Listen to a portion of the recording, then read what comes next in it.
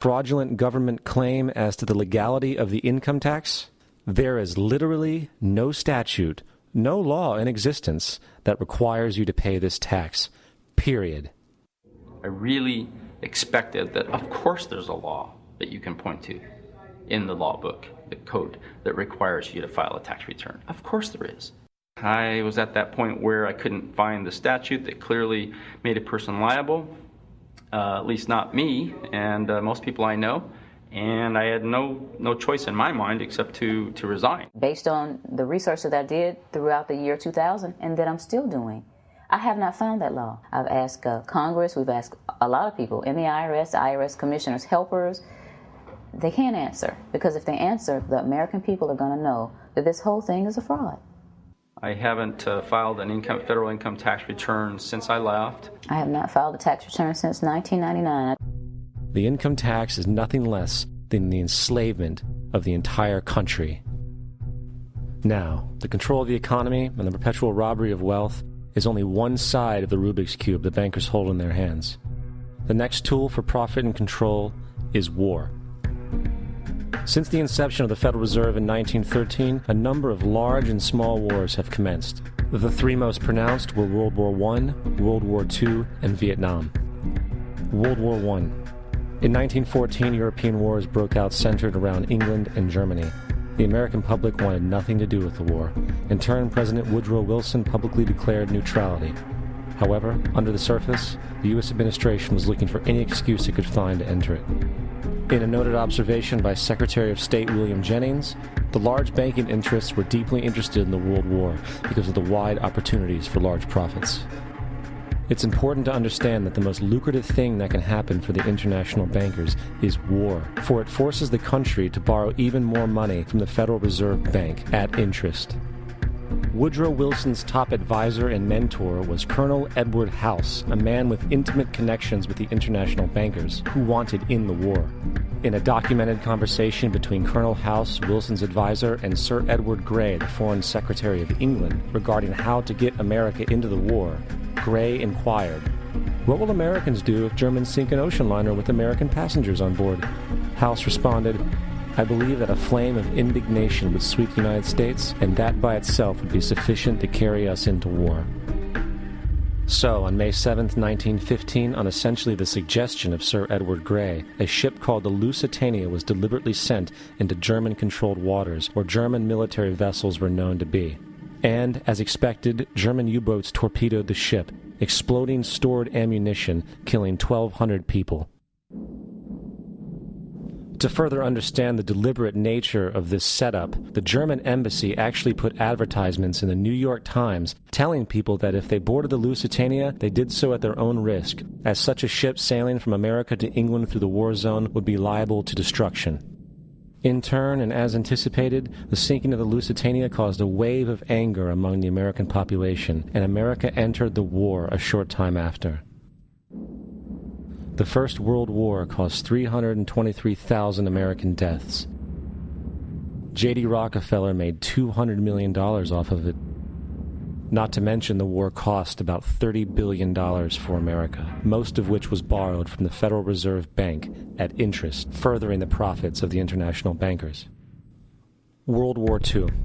On December 7, 1941, Japan attacked the American fleet at Pearl Harbor, triggering our entry into that war. President Franklin D. Roosevelt declared the attack was a day that will live in infamy. A day of infamy indeed, but not because of the alleged surprise attack on Pearl Harbor. After 60 years of surfacing information, it is clear that not only was the attack on Pearl Harbor known weeks in advance, it was outright wanted and provoked. Roosevelt, whose family had been New York bankers since the 18th century, whose uncle Frederick was on the original Federal Reserve Board, was very sympathetic to the interests of the international bankers, and the interest was to enter the war, as we've seen, nothing is more profitable for international bankers than war.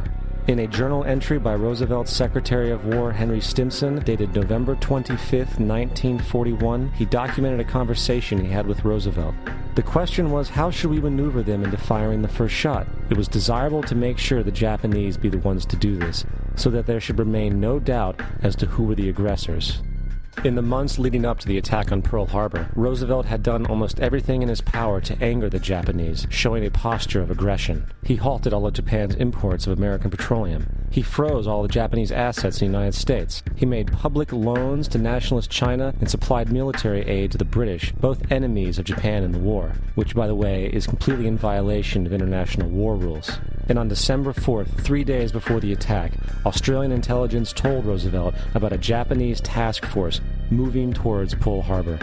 Roosevelt ignored it. So, as hoped and allowed, on December 7th, 1941, Japan attacked Pearl Harbor, killing 2,400 soldiers. Before Pearl Harbor, 83% of the American public wanted nothing to do with the war. After Pearl Harbor, 1 million men volunteered for the war. It is important to note, Nazi Germany's war effort was largely supported by two organizations, one of which was called IG Farben. IG Farben produced 84% of Germany's explosives, and even the Zyklon B used in the concentration camps to kill millions. One of the unspoken partners of IG Farben was J.D. Rockefeller's Standard Oil Company in America. In fact, the German Air Force could not operate without a special additive patented by Rockefeller's Standard Oil. The drastic bombing of London by Nazi Germany, for example, was made possible by a $20 million sale of fuel to IG Farben by the Rockefeller Standard Oil Company. This is just one small point on the topic of how American business funded both sides of World War II. One other treasonous organization worth mentioning is the Union Banking Corporation of New York City. Not only did it finance numerous aspects of Hitler's rise to power, along with actual materials during the war, it was also a Nazi money laundering bank, which was eventually exposed for having millions of dollars of Nazi money in its vaults. The Union Banking Corporation of New York was eventually seized for violations of the Trading with the Enemy Act. Guess who the director and vice president of the Union Bank was? Prescott Bush, our current president's grandfather, and of course our former president's father. Keep that in mind when considering the moral and political dispositions of the Bush family. Vietnam. The United States' official declaration of war on North Vietnam in 1964 came after an alleged incident involving two U.S. destroyers being attacked by North Vietnamese PT boats in the Gulf of Tonkin. This was known as the Gulf of Tonkin Incident. This single situation was the catalytic pretext for massive troop deployment and full-fledged warfare. One problem, however, the attack on the U.S. destroyers by Vietnamese PT boats never happened. It was a completely staged event to have an excuse to enter the war. Former Secretary of Defense Robert McNamara stated years later that the Gulf of Tonkin incident was a mistake, while many other insiders and officers have come forward, relaying that it was a contrived farce, a complete lie. Once in the war, it was business as usual. In October 1966, President Lyndon Johnson lifted trading restrictions on the Soviet bloc, knowing full well that the Soviets were providing upwards of 80% of North Vietnam's war supplies. Consequently, Rockefeller interests financed factories in the Soviet Union, which the Soviets used to manufacture military equipment and send it to North Vietnam. However, the funding of both sides of this conflict was only one side of the coin. In 1985, Vietnam's rules of engagement were declassified. This detailed what American troops were and were not allowed to do in the war. It included absurdities like North Vietnamese anti-aircraft missile systems could not be bombed until they were known to be fully operational. No enemy could be pursued once they crossed the border of Laos or Cambodia. And most revealing of all, the most critical strategic targets were not allowed to be attacked unless initiated by high military officials. Apart from these imposed ludicrous limitations, North Vietnam was informed of these restrictions and therefore could base entire strategies around the limitations of the American forces. This is why the war went on so long. And the bottom line is this: the Vietnam War was never meant to be won, just sustained. This war for profit resulted in 58,000 American deaths and 3 million dead Vietnamese. So, where are we now? September 11th was the jumpstart for what is now an accelerated agenda by the ruthless elite. It was a staged war pretext no different than the sinking of the Lusitania, the provoking of Pearl Harbor, and the Gulf of Tonkin lie. In fact, if 9/11 wasn't a planned war pretext, it would be an exception to the rule. It has been used to launch two unprovoked illegal wars, one against Iraq and one against Afghanistan. However, 9/11 was a pretext for another war as well, the war against you.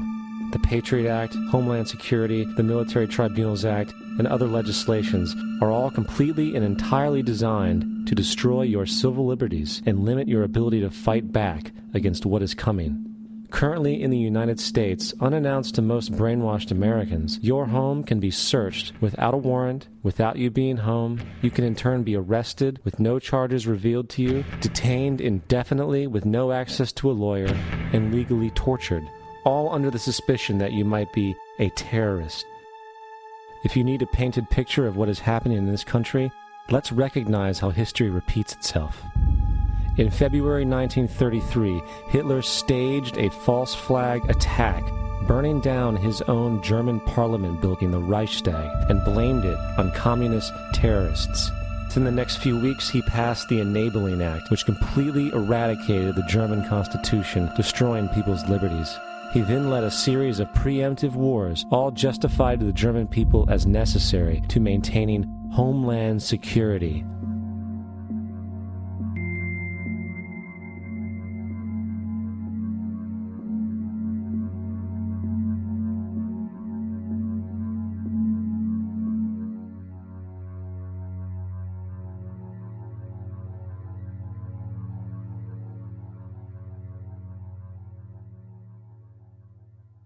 Am Schicksal des Kommunismus und der sich mit ihm verbrüdernden anderen Organisationen ändert dies nichts. Our enemy is a radical network of terrorists and every government that supports them. It's time to wake up. The people in power go out of their way to make sure that you are perpetually misled and manipulated. The majority's perception of reality, especially in the political arena, is not their own. It is shrewdly imposed upon them without them even knowing it. For example, the public at large actually believes the invasion of Iraq is going badly, as sectarian violence doesn't seem to stop. What the public fails to see is that the destabilization of Iraq is exactly what the people behind the government want.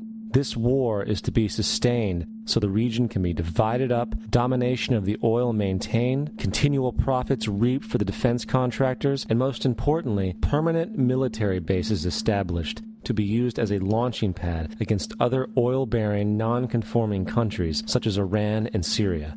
For further implication that the civil war and destabilization is purely intentional, in 2005, 2 elite British SAS officers were arrested by Iraqi police after being caught driving around in their car shooting at civilians while dressed up as Arabs. After being arrested and taken to a jail in Basra, the British Army immediately requested the release of these men. When the Basra government refused, British tanks came in and physically broke out the men from the Basra prison. If you wish to destroy an area, how do you do it? Well, there are 2 ways. You can go in there and bomb it and so forth, but that is not very efficient. What you do is you try to get the people in that area to kill each other and to destroy their own territory, their own farms. And that's what's been done in that area. The way in which you destroy an opponent is get him to destroy himself by dividing his ranks against one another. Then you feed both sides. You have agents feeding both sides, inflaming both sides. And they kill each other off. And it's time that some of us woke up to this reality to understand that people who try to maintain empires and create empires do it by manipulating the people they're trying to conquer. You might want to ask yourself why the entire culture is utterly saturated with mass